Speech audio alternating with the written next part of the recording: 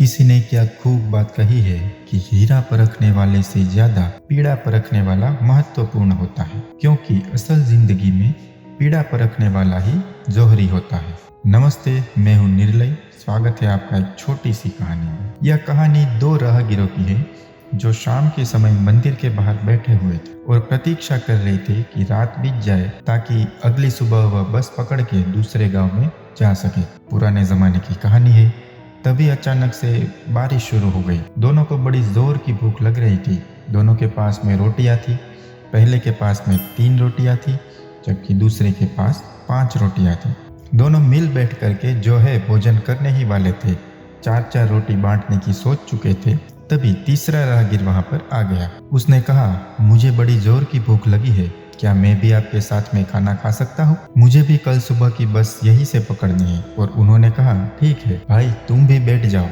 लेकिन अब समस्या थी कि कैसे बांटे, क्योंकि रोटियां 8 थी, खाने वाले 3 थे।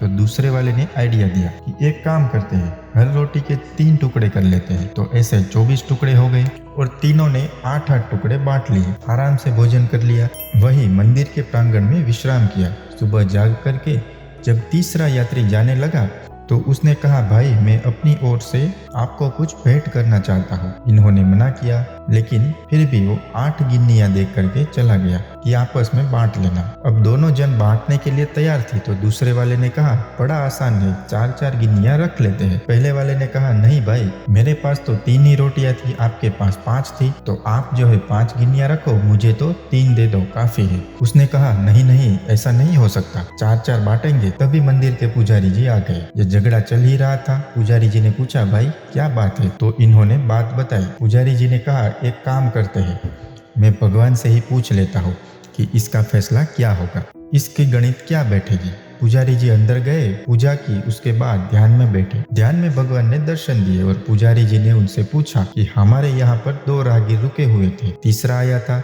इन्होंने मील बांट करके भोजन किया और गिन्नियां दे करके गया।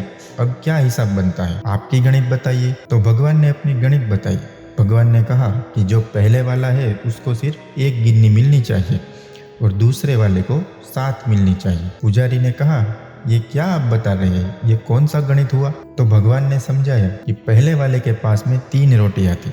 उसने जब टुकड़े किए तो 9 टुकड़े हो गए। 8 टुकड़े तो उसने खुद के लिए रख लिए, खुद खा लिए। 1 टुकड़ा उसने सिर्फ दान किया। दूसरे वाले के पास में 5 रोटियां थी, यानी कि 15 टुकड़ा हो गए। उसने 8 जो टुकड़े थे वो अपने पास रख लिए, जबकि 7 उसने दान कर दिए। इसलिए उसका हक 7 गिन्नियों पर बनता है। पुजारी जी का जब ध्यान टूटा और वो बाहर आए, आकर के उन्होंने निर्णय सुनाया तो दोनों ने भगवान के निर्णय को स्वीकार किया। पहले वाले ने सिर्फ 1 गिन्नी रखी और दूसरे वाले ने 7 रखी और वहां से चले गए। ये कहानी बड़ी छोटी सी है, मगर आपको ये गणित समझ में ना आई हो तो आप दोबारा से कहानी देखिएगा। लेकिन कहानी यह सिखाती है कि भगवान का जो निर्णय होता है उसका गणित होता है, वह हमारे गणित से अलग है। हम तो सांसारिक दृष्टि से देखते हैं, लेकिन प्रभु का निर्णय कुछ अलग होता है। जो त्याग की भावना रखते हैं, भगवान उन पर जमकर कृपा बरसाते हैं। लेकिन आज के जमाने में कुछ लोग तो सिर्फ इसलिए डोनेट करते हैं ताकि दुनिया में दिखावा आ जाए कि हमने दान किया। अगर आप सिर्फ दिखावे की दृष्टि से दान करेंगे तो वह डोनेशन नहीं होगा, वह दान नहीं होगा, वह मदद नहीं होगी। मदद तो ऐसी होनी चाहिए कि पता भी ना चले और आपने किसी की मदद कर दी हो। धन्यवाद।